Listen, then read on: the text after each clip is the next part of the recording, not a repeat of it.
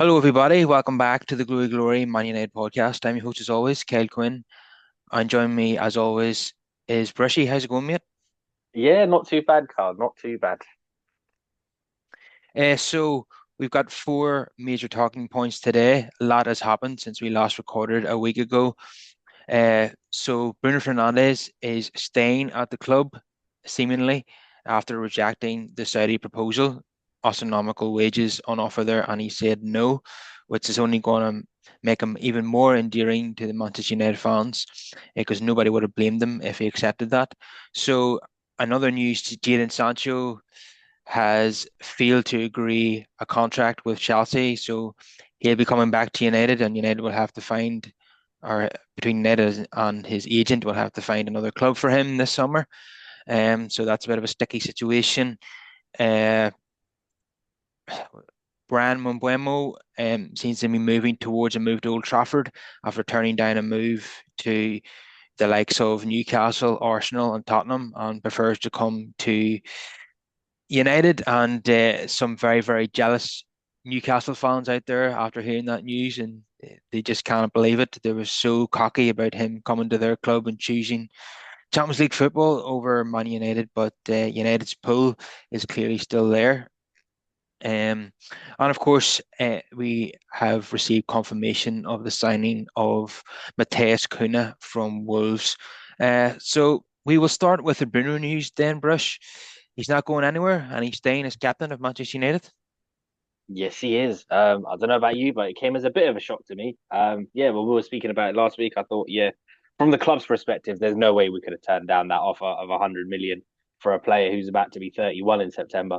And from his point of view, it's beyond generational wealth. I don't think any of us would have begrudged him for making that move.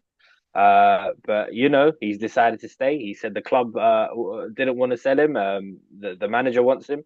So we'll have to see what happens now. I do have some concerns in terms of how he's going to fit in with all these transfers that are happening or look to be happening. But yeah, that's something for the manager to concentrate on.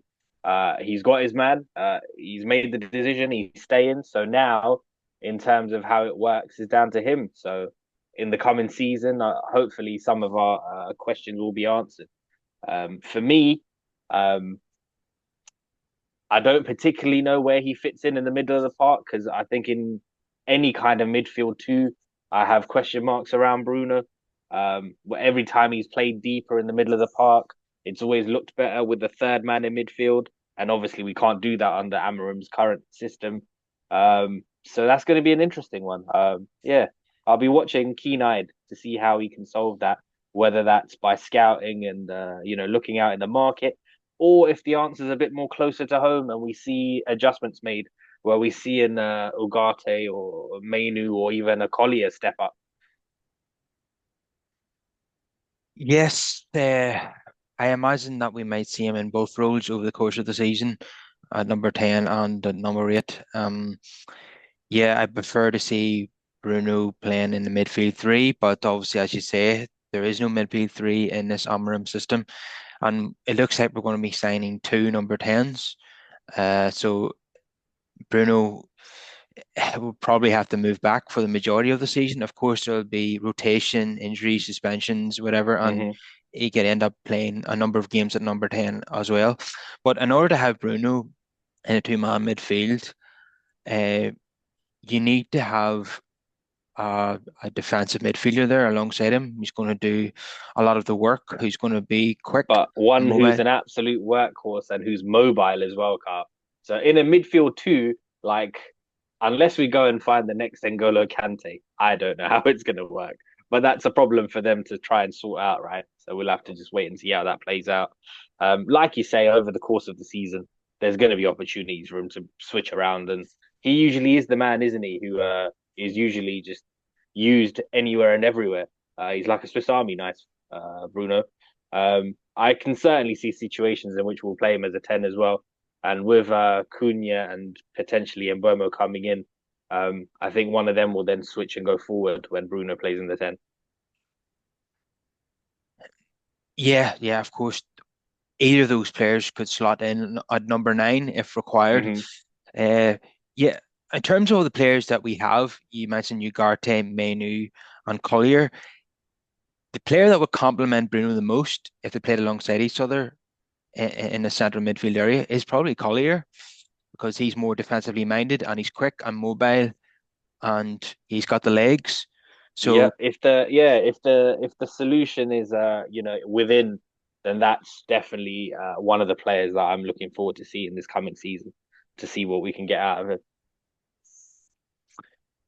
yeah, I think Collier would complement Menu or Bruno very well in the midfield too. I'd love. He obviously needs to establish himself now. He's 22. Last season is he was stunted by injuries and couldn't quite get going. And even when he was in the team for a spell, then he would get injured and he was out again. And he missed basically the last 3 months of the season, which was unfortunate. But hopefully he stays fit next season and can establish himself in the first 11. Now, ideally you would have Manu in there as well, but he's another player that I'm struggling to see where he fits in Amarim's Same, system. same again. So do you retrain him as a 10 or what? Because we're kind of stacked in one or two positions now. Because obviously Mason Mount's still there as well. You'd like to think that he, takes up the Ericsson minutes and probably is the one to drop back deeper. But yeah, there's a bit of strength and depth there, at least for the 10 position. But yeah, the midfield balance for me is all off at the moment. But we'll have to wait and see. There's so much happening. But exciting times though, because that front line looks completely transformed now, doesn't it? I'm sure there's one other transfer we'll come to as well, which would totally just transform our attack. Yeah, it looks like we're just reigning number 10s at Old Trafford at the minute. And Yeah, uh, if we don't sign an out and out number nine, then one of those is going to have to go up top, you'd think. yeah, Um, but we'll see how that develops. It'd be nice to sign a striker as well, and we'll get to that later in the show. So, mhm, yeah, Cunha has been confirmed now. The only thing stopping him holding up the United jersey is the fact that he's playing for Brazil currently. The two qualifiers, and one of those I think is being played and against Ecuador, and I think the next one is on Wednesday or something, and then maybe he'll head over to United for the official photographs and all that. But it's basically a done deal. So, what's your yeah. thoughts on that, Bruce? Yeah, we've spoken about that one before. I was slightly underwhelmed, but I do think he's a good addition and a player that improves us. Um, he's very un-Brazilian, like, but he's used to the lead. He's very physical. He tracks back as well. So there's a lot of qualities that he brings, and he's versatile as well. So obviously that left 10 role is where we expect him to slot in. But again, versatility. He can cover and do a job up top as well. Um, his goals have come in bunches this past season. I know he's been an outstanding season. So, the jury's still out for me, but I'm positive. I'm positive. Yeah, just by adding Cunha and uh, Mbeumo to the team, you're adding 35 Premier League goals. We got 44 in total last season. So that's a massive help to United. If they were able to repeat that, maybe add a couple more goals, then With that one, yeah, it's an interesting one. I think I'm eager to not do this thing of cutting and pasting their numbers from their other clubs and assuming that we're going to benefit from all of that. I think the goals will be more spread out, but perhaps now we work better as a team. And I hate comparing it to those lot, but I'm hoping this is like our sort of version of a Salah Mane kind of thing. yeah, I hope so. Yeah, I think they we expect these players to also get a number of Yeah. assists as well as goals. Definitely. And I'll tell you what, how another thing I'm excited about with these two coming in, Xerxes now looks a half decent proposition to have because, he could now do that Firmino role, which he kind of likes to do with the 9.5 thing. So, if he's holding up the ball and he's laying it off to these two either side, yeah, that could be quite fruitful. I hadn't even considered that. Yeah, that's very, very intriguing indeed. Um, Yeah.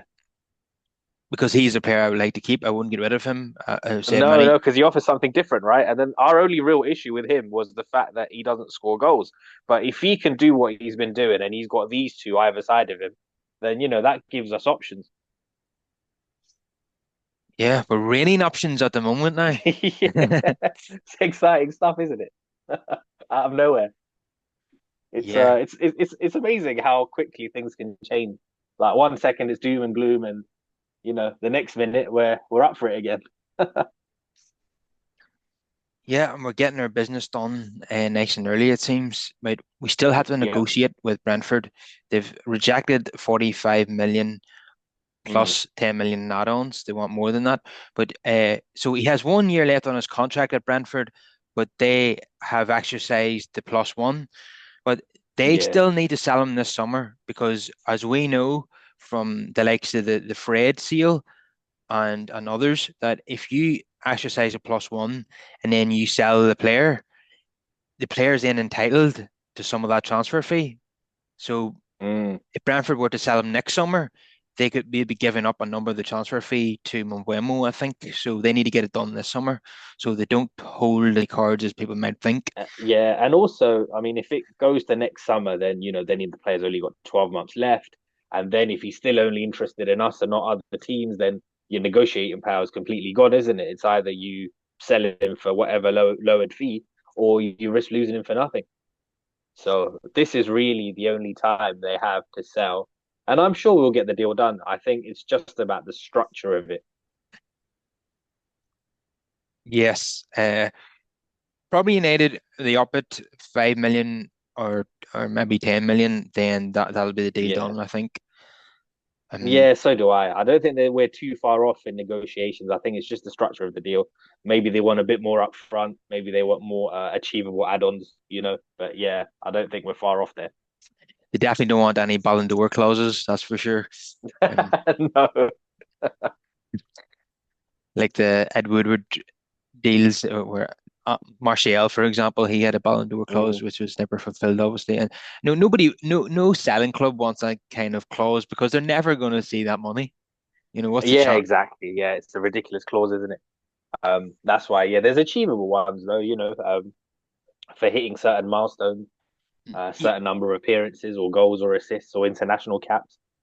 Yeah, if he repeats the 20 goals, I imagine that will trigger an add-on, I would say. Yeah. That'll be something like that. Um, Hmm. I was just watching a compilation of his goals for Brentford just to get in the mood, and phenomenal. All different types of goals as well. You know, Yeah. cutting in on his left foot, shooting to the near post, or maybe curling it to the far post, then a cross into the middle from the left and volleying it into the top corner. Yeah, running from deep and scoring. Yeah, one of them came against United in the famous 4-0. When United were wearing the luminous green shirts and we lost 4-0 Hmm. at Brentford. He scored in that game as well. I think he totally outpaced Luke Shaw and then scored a one-on-one pass to Gea. But he scored so many really, really good goals. He's got a great left foot, good left peg on him. So it's enormously exciting to bring this player in. Um, yeah, because actually, a Man United player has not scored 20 league goals since Robin van Persie in 2013. Can you believe that? How mad is that? Unfortunately, I can believe it because that's how bad we've been. But yeah. Even in the season where Rashford got 30, he only got 17 in the league. In case people Hmm. are confused about that.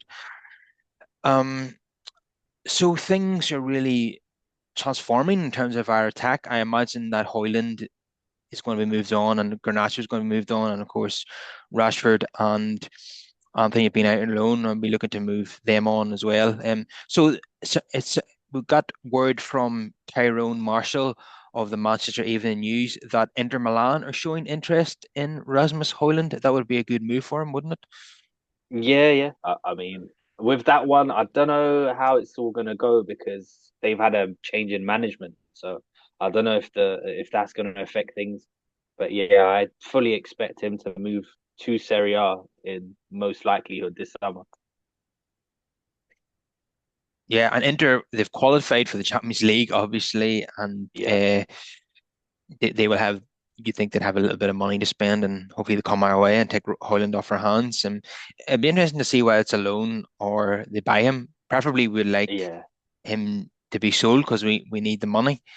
hmm Uh, but but based on what Chelsea have done in the past, Kyle, with Lukaku, I can see it where it might just be a loan, but they pay us a fee and cover his wages. And then that would also be an opportunity, say, to put him on the shop window. So if he goes back where he's comfortable in Italy and has a good season, then you'd think it would garner interest, and we could probably try and claw back more of that fee. yeah, if they're not going to pay us maybe the 30, 35 million that we probably want up Yeah, front, then that would be the solution. The, yeah. Because I know, well, in the end, Chelsea ended up taking a loss on him anyway. But the 2 years he spent on loan there, at two different clubs, I think they paid about 8 million for the loan, and yeah, part of the wages were covered, but he was on astronomical wages though, so it wasn't all covered. And then eventually they sold him to Napoli for 25 million. But those 2 years on loan accumulated the fees. They crawled back about 40 million, I think. Interesting. Hopefully we can claw back 40 million of that 73 that we paid for Yeah, him. yeah. So that's the thing. It might be in dribs and drabs. So I'm not against the loan if there's a loan fee involved and they cover the wages. Yeah, if we get a loan fee and they cover all of the wages, then we hmm can't complain too much about Yeah, that. we can't complain too much about that. Maybe the only thing I'd insist on is, I don't know, put some sort of clause in there saying he has to play a minimum of X amount of games or something, just so that he's not bench fodder. Yeah, yeah, then that's useful to no one really if that happens. Yeah. Um, so I have to mention the Jadon Sancho situation, which is becoming a bit of a mess for United. We So saw this one coming though, didn't we, Carl? We knew he was likely to get sent back. yeah, because if you remember, the deal was done at the 11th Yeah. hour of the transfer window Yes. last Yes. year. So hmm because it was so late in the day, so normally when you insert an obligation, the player has to agree a contract with, Personal terms are usually already agreed, so we don't run yeah, into these issues. yeah. But So you're absolutely right. there It's wasn't because enough. we waited so long and because it was in the 11th hour and we just wanted to get rid. So I think a lot of things were bypassed and overlooked that we otherwise wouldn't have. So he didn't agree a wage packet with Chelsea, hmm to begin in a year's time from last season's window. There wasn't enough time to do that. So instead, United inserted uh, a get out clause for Chelsea of 5 million if they didn't want to sign him for the 23 million or whatever it was. And and rather predictably, he didn't agree a wage packet with Chelsea hmm because he wanted the same wages that he was getting at Old Trafford, which are Which is astronomical. insane. And they would Yeah. never, they're not going to pay a player who's like a bench option for them. They're not going to pay him Yeah. massive wages like that or a It, 5 year yeah, contract. it doesn't make sense. Like from our point of view, yeah, because it's the 11th hour, that's how this we've ended up in this predicament. We should have at least made it so that the penalty was like 10 to 15 million. Maybe that would have made them rethink. Um, Regarding the wages, yeah, from his point of view, obviously he's never going to get these wages again, what he's on currently. So I understand it from that perspective, as to why he was reluctant to take that wage cut.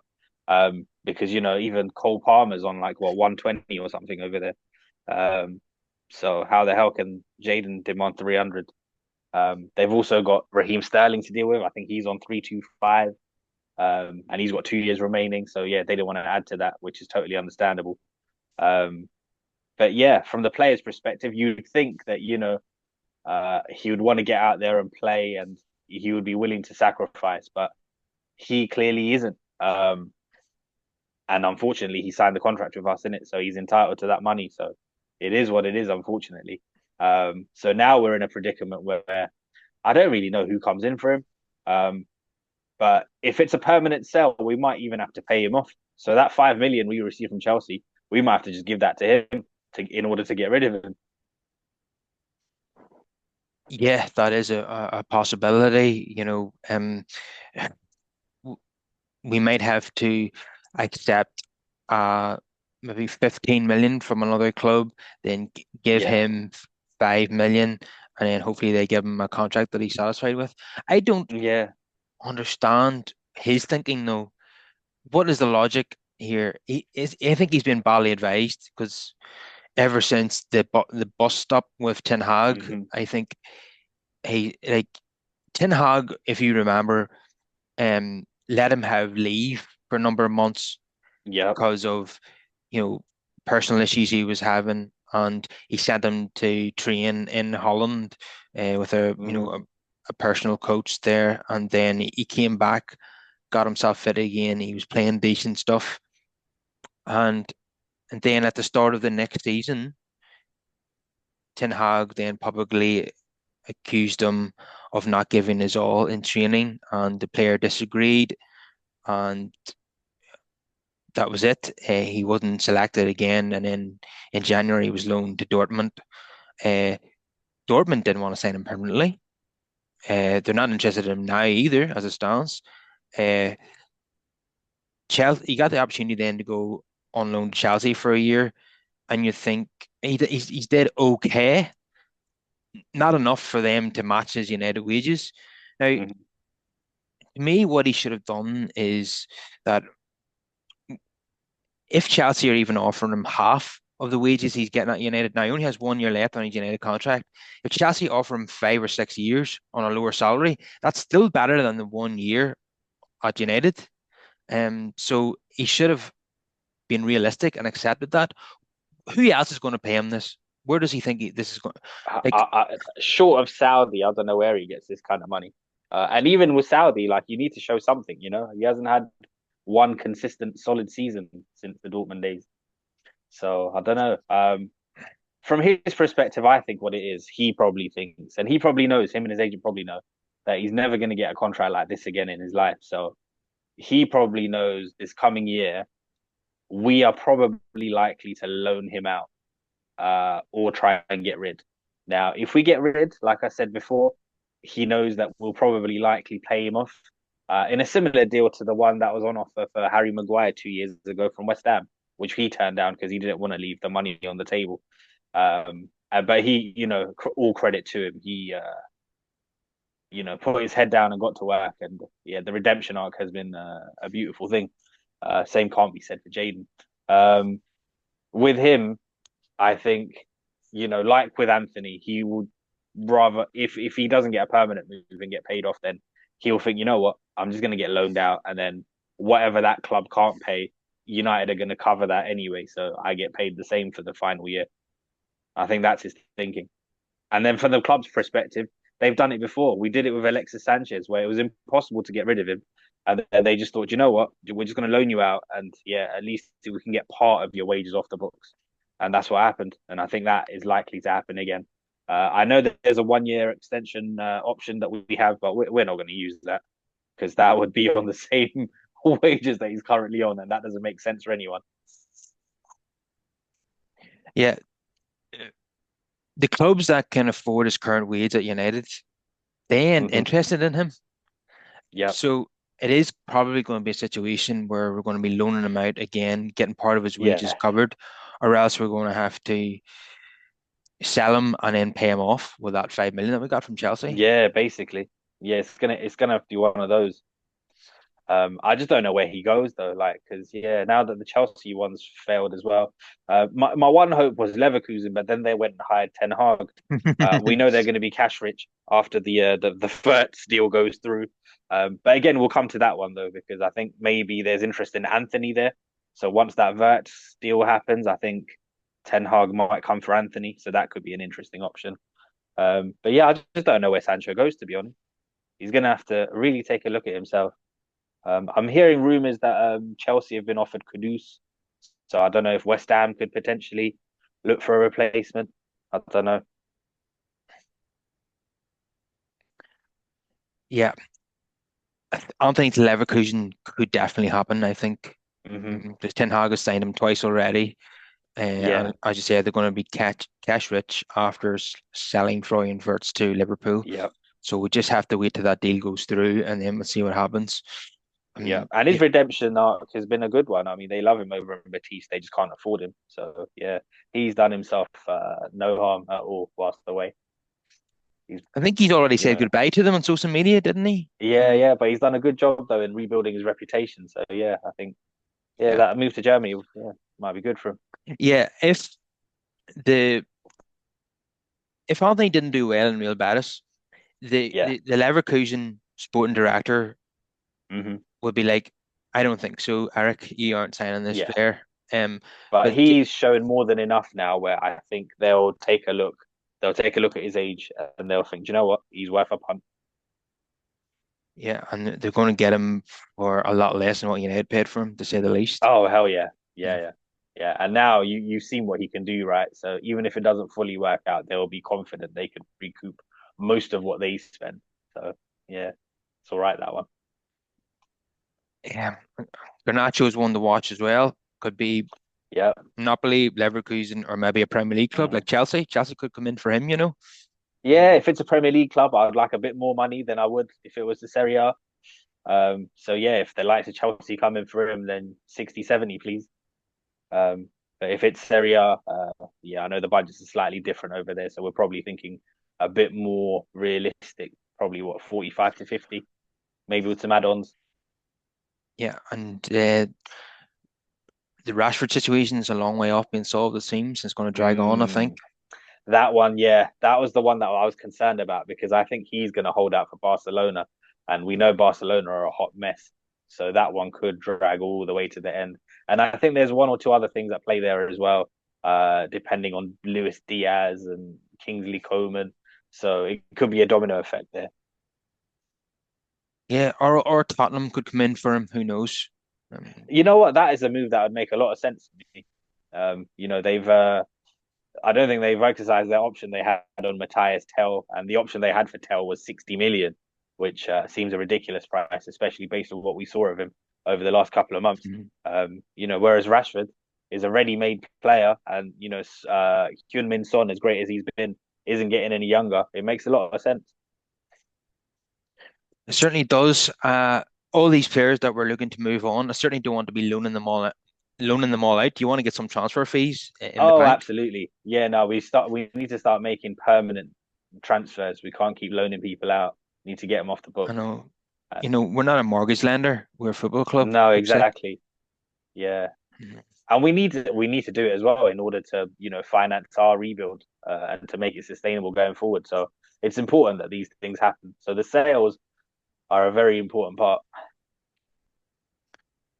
Yeah, and I think we have the budget to sign Cunha and Mbeumo without selling anybody. But I think what Hmm. happens next depends on who we sell and how much we get. Yeah, definitely, definitely.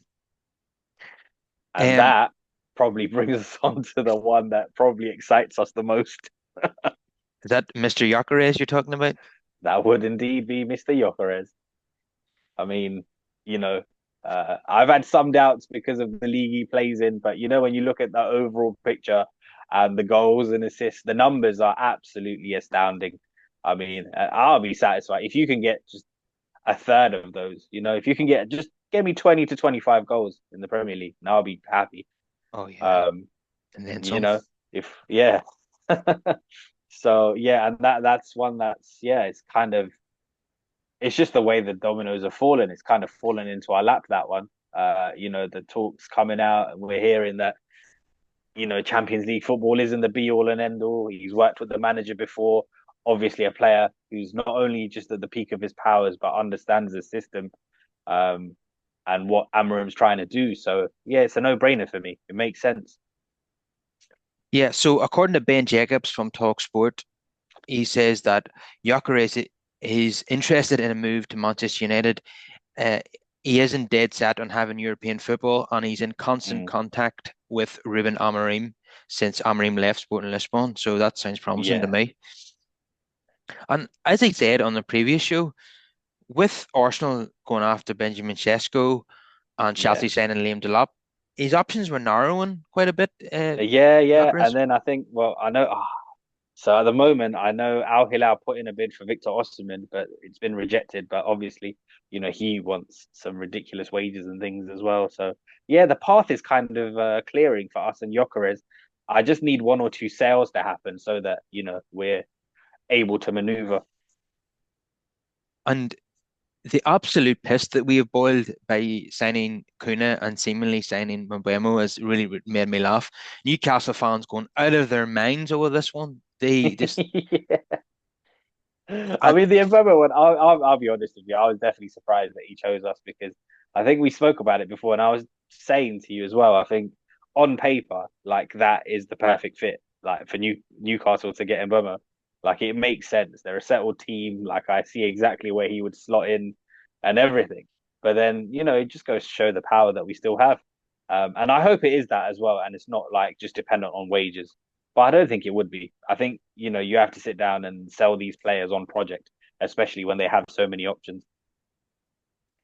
yeah, you see, Manchester United is a massive name. It's a massive global brand. It's a bit like Hmm. the New York Yankees in baseball or the Ferrari F1 team. Even if that team is not doing well, it's still so, so attractive to players uh, because it carries such a massive name. It has such a massive fan base. Mm. History is a massive pull. You know, Cunha and Mbeumo didn't grow up dreaming of playing for Newcastle or Tottenham. You know, they one the most famous name in the Premier League is Manchester United, and that matters. And the fans of you know the other teams that have been rejected just don't get that. They see us just as we miniature team in the bottom of the league who should be dismissed now. They don't get it that we're still a massive name who can attract anybody. Um, Definitely. Yeah, I think that bit catches them off guard, especially after the, totally abysmal season we had. I think it's shocked a lot of people yeah, that we still have pulling power. I have to read this tweet from Aston Villa fan who was particularly Hmm. annoyed at seeing Cunha and Mbeumo come to United seemingly. I treat a player moving to Man United these days the same way I treat a player moving to Saudi. No ambition, all money. Next, you know, honestly, So again, even with the wages and stuff, there's been reports with nothing to really substantiate those claims of what Mbeumo might want.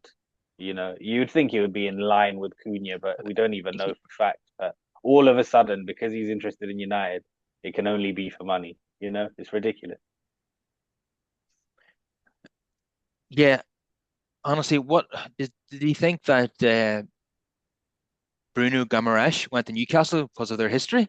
Yeah, Be and Sandro serious. Tonali. Yeah, come on. I mean, Sven Botman turned down AC Milan to go there. If you look at the two clubs side by side, I know Milan aren't what they used to be, but historically, which one would you choose if money wasn't like a factor? I know where I'd be playing. yeah, it's a no-brainer. Um, Yeah, does that Villa fans seriously think that Villa are now more attractive than Man United? Just nah, because, it's insane, isn't it? And then yeah, a lot of misunderstanding about PSR and stuff as well. mm, They need to understand the revenue, and there's so many things at play. Like obviously, we're working within our budget, but and that yeah, seems to not correlate with fans of other and teams. They seem to think we're doing something wrong. we're not paying these fees up front. These players have been signed on No, tick. no. You know, Yeah. It's like a Klarna payment. I mean, listen, Cunha, it's over 3 windows. It's 20 million a year. And also there's a reason the transfer's going through on the 1st of July. So, yeah, we're not signing these players in this PSR year. We're hmm signing the next one. And exactly. So yeah, this all yeah, it all makes a difference. So we're doing everything in accordance with what we need to do. So yeah.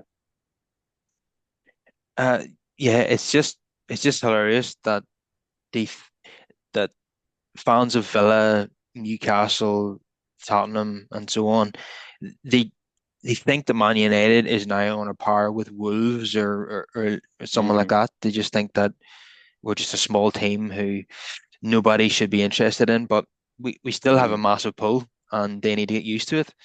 And I think when I think Ed Woodward, I hate to quote this man, but he famously said once that we can do things in the transfer market that other clubs can only dream of. And to a certain Hmm. extent, he was right about that, even though he shouldn't have said it Yeah, publicly. it was just a Yeah. stupid thing to say out loud.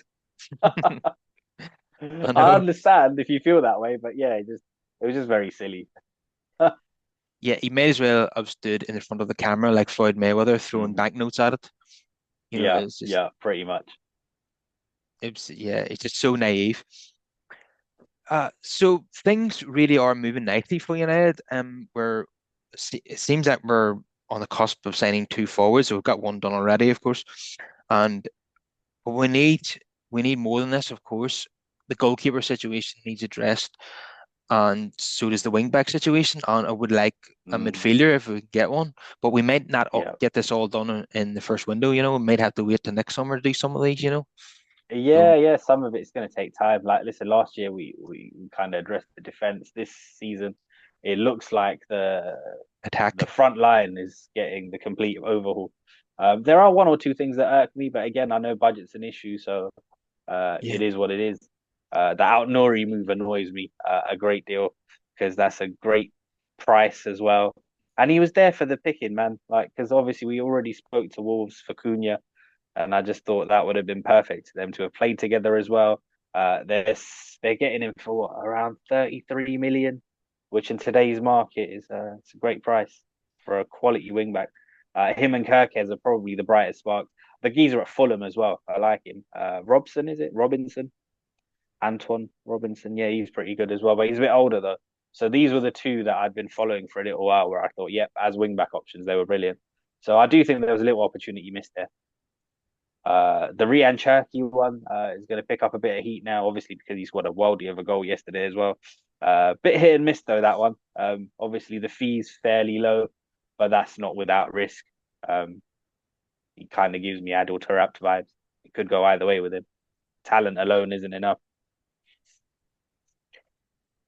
and we've signed it.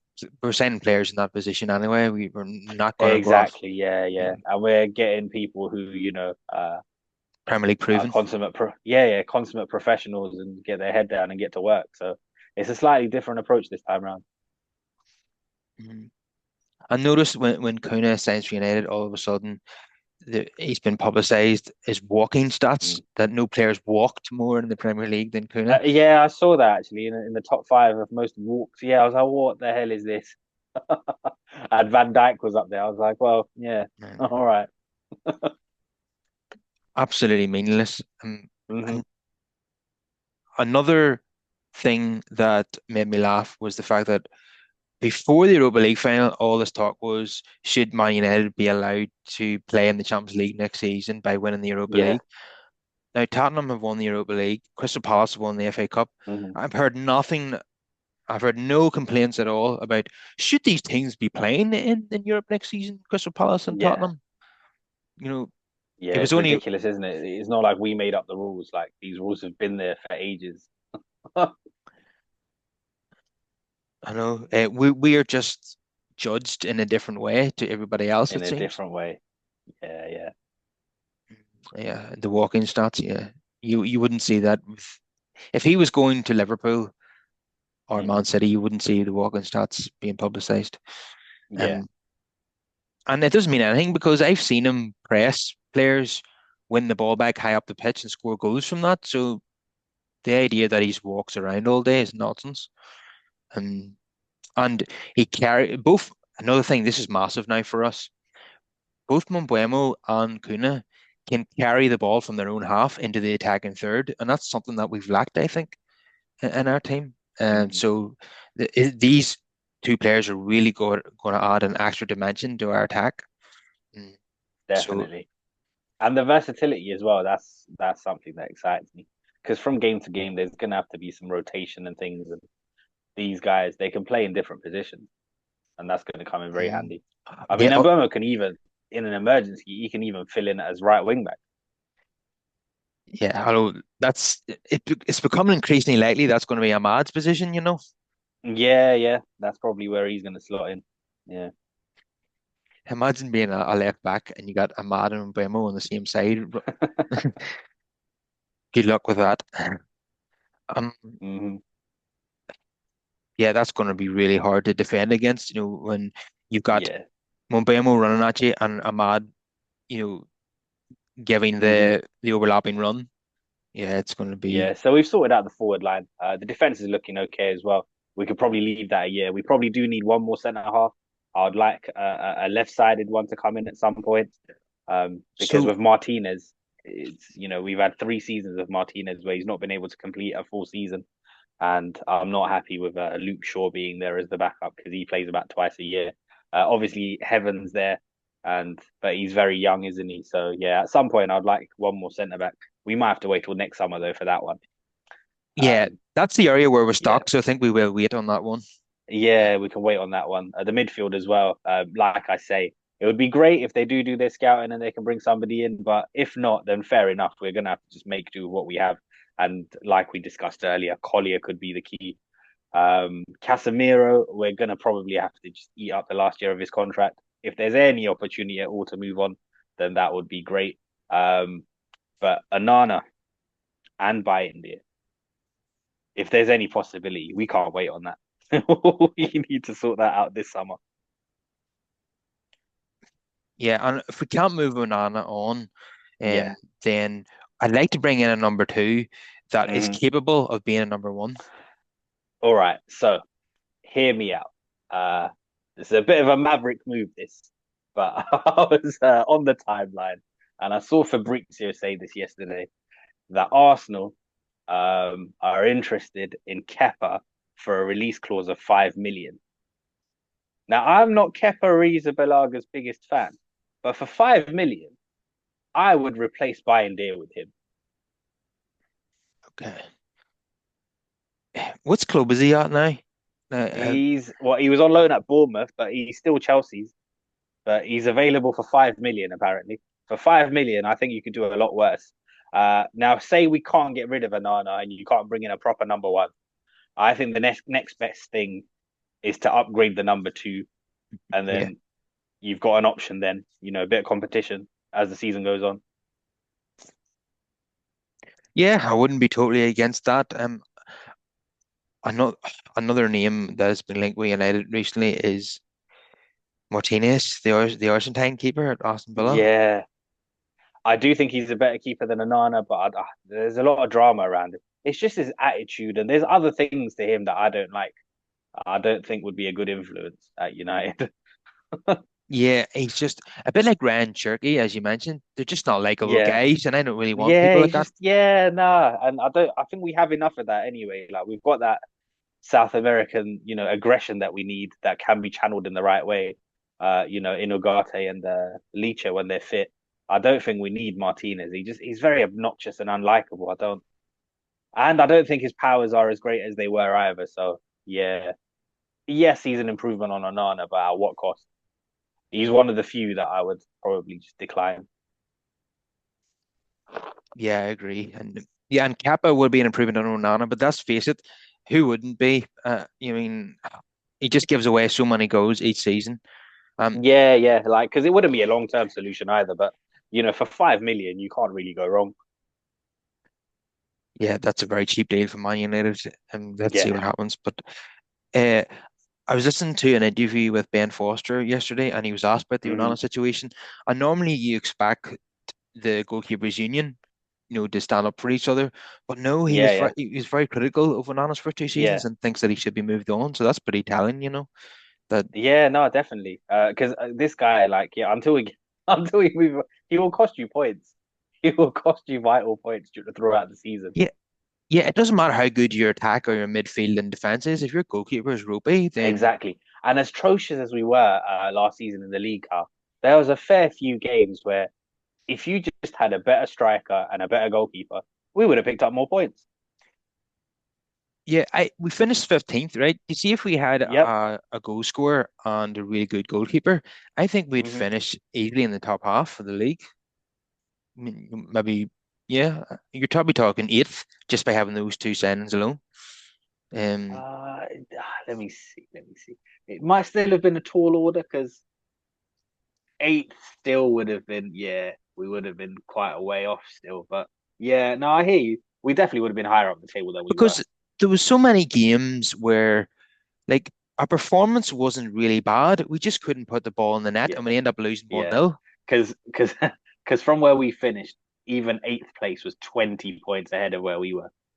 So I'm not sure if we Yeah, would have made up 20 points, but we definitely would have been what 8 to 10 points better off, I reckon. yeah, maybe you're right, but yeah, Yeah. there was so many games like the Tottenham game uh, in the league away where they won Hmm. 1-0. United with a better side in that game just couldn't score. If you remember, Garnacho Yeah. skied one. He was one on one with the keeper and he Hmm. put it into Rose Ed. You see, if we had a striker and a goalkeeper, then it would have been it could have been different. Look at even Nottingham Forest at Old Trafford that game. Onana just lets Yeah. one go through his hands and Hmm. into the net, and Yeah, definitely. Those kind of things. It's just, yeah, it's mistakes that are just irritating and you can't excuse them. Especially in this league of all leagues. Like it's a very unforgiving league. Every point matters. Last 2 seasons now, the difference fourth fourth place to eighth place, only 8 points have separated those teams. yeah, we So 5 teams with just 8 points between them. It's ridiculous. And I mean, this season just gone, we saw how tight it was. Just one result here or there could have completely changed where you finished by way of Champions League or Europa. if we were able to break in to the top eight, that would be a result next Oh, season. that would be So, incredible. That would be incredible. not in the long term, but in the short term, yeah. No, no. Yeah, yeah, yeah. In the long term, I mean, even that is an abject failure for a club of our size. Let's be honest. But we've got to walk before we can run, as they say. Yeah, so I wanted to ask you about another piece of news that came out of United this week, and that's that Sir Dave Brailsford will be stepping back from his role on the United board to focus on um, the Ineos cycling team. That should have been an obvious Mm. thing. That should have happened a long time ago. This happened at Yeah, Nice as well. He was hands-on yeah. at Nice, and then he stepped back. And just Um, went back to his old job. yeah, uh, and then and also Jason Wilcox has been upgraded from technical Hmm. director to director of football. So Yep, he is now effectively replaced Dan Ashworth. So basically. clearly the Ineos have been very impressed with him. I know Amarim basically told the media that Wilcox was responsible for the signing of Aidan Hebben for 1.5 million from Arsenal. Hmm. And of course, Ineos will like those type of deals where we can get gems for that kind of money. And I was also listening to podcasts and reading stuff, and I'm led to believe that Jason Wilcox told the board last summer that they need to replace Eric Ten Hag, and obviously they didn't do Mm. so, and they ended up having to Hmm. do it in mid-season, and because he said that Ten Hag didn't fit the philosophy and the style of play that Ineos want to implement. Did that mean Hmm. that Ineos planned to use a back three from the start? I mean, Yeah, what I does don't that know. I don't know even what that mean? means. Like, what I does don't that know what mean? that means. Does that mean this is their philosophy? So under them, it's the back five. Yeah, because Liverpool have a clear philosophy Yeah, that, yeah. and this is why whenever Klopp left, they got the manager that was closest to him in terms of And that's style. one of the reasons why they didn't opt for Amarim because they thought it would be too far left of what they had going on, which is why they brought in a manager who would, make subtle changes and can But work with what they had. but I would like to see Wilcox or Omar Barada to sit down Hmm. and tell the fans what the philosophy is, because I don't know what it is. You Yeah, know, yeah, yeah. Because that's the thing. Because I think a lot of fans just it's left up to interpretation, isn't it?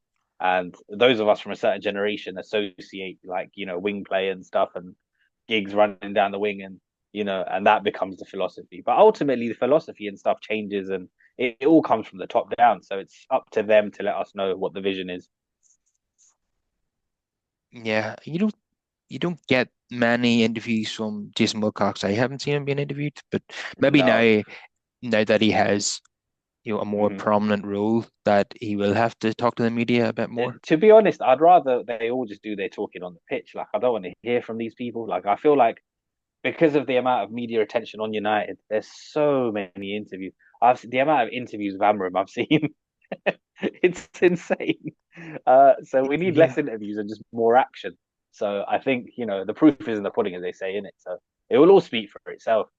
As much as it would be nice for him to come out and give us these answers, I don't mind if he doesn't speak to the yeah. media as long as we could slowly, quietly go about our business and I don't, improve. I don't recall Ten Hag or Solskjaer, Yeah. Mourinho doing these many interviews. Giving this many interviews. Yeah, it's just everywhere, isn't it? Ridiculous. Is it that Amram just doesn't say no? That I don't know. I don't know if he's contractually obligated. I don't know how it works, but yeah, he needs to. I wish he didn't do as as many as he does. it seems like before every game he's talking to every single rights holder, Yeah, yeah, and and especially when you're quite blunt and honest as he is as well. They just run with it. He doesn't need to say as much as he does, to be honest.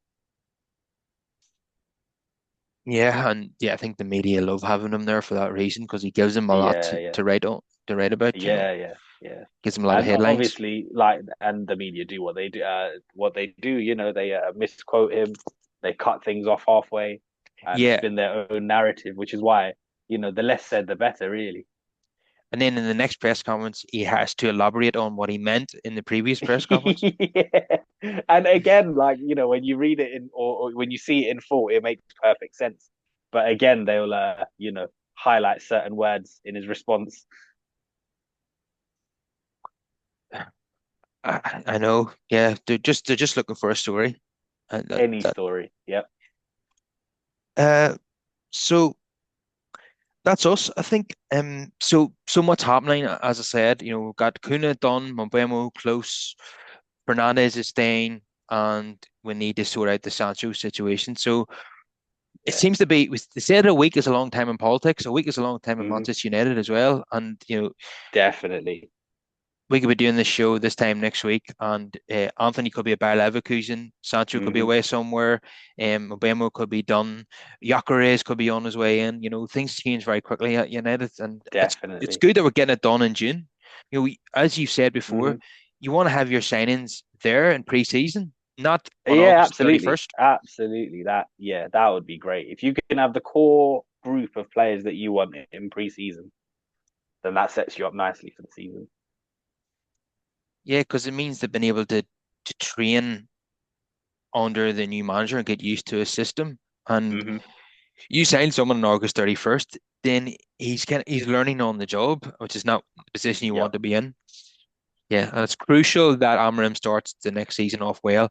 After last season's absolute catastrophe, I think Amarim's under a little bit of pressure now to start next season well. And you know, Yeah, yeah. I'm still not getting carried away with all of that because, like I said before, even if we have a really good window, it takes players time to gel.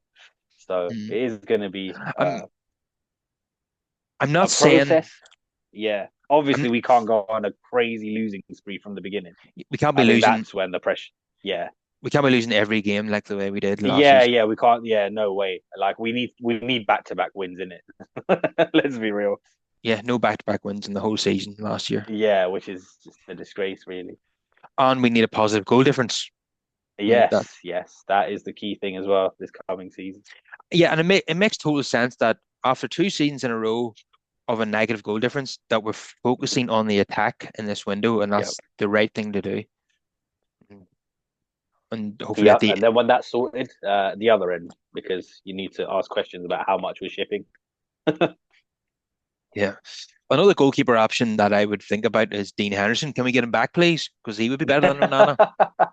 Who would have thought? Who would have thought we'd be sat here saying, "Oh, Dean Henderson, bring him Then back." Crystal Palace will go, yeah, 40 million, please. Yeah, yeah, that's the thing now, isn't it? That ship sailed. Lunan's still knocking about, so that'll be an interesting one to explore if the opportunity arose. Yes, I'll tell I you would what, if all be. else fails, Carl, this time next year, Kelleher. Mhm. Now that he's at Brentford, we can do business, right? Yeah, but they paid 18 million for him, so we would probably have to double that to get him out of Yeah, this, yeah, get him out of yeah. Brentford. If him and his agent was smart, they would have inserted a little release clause in there for about 25 to 30. Yeah, because let's face it, he's a better goalkeeper than Brentford. Yeah, that's the thing. And then 25 to 30, like, that would be reasonable. They're still getting their money back and a little bit of profit. And he's not completely priced out of a bigger move. Because if he plays like he can, I think he can play at a higher level, to be honest. As long as Liverpool haven't inserted the anti-United clause like City used Oh, to do. yeah, like Man City used to do. Yeah, yeah, I thought that was a joke with when they inserted that into the Brahim Diaz deal. I don't know. They, I wish they'd have done it with Sancho, because that did not work out at all. At all. So let's wrap it up there. Please, everybody, like the video, subscribe to the channel, get more of your thoughts in, and I'll get back to as many of those comments as possible.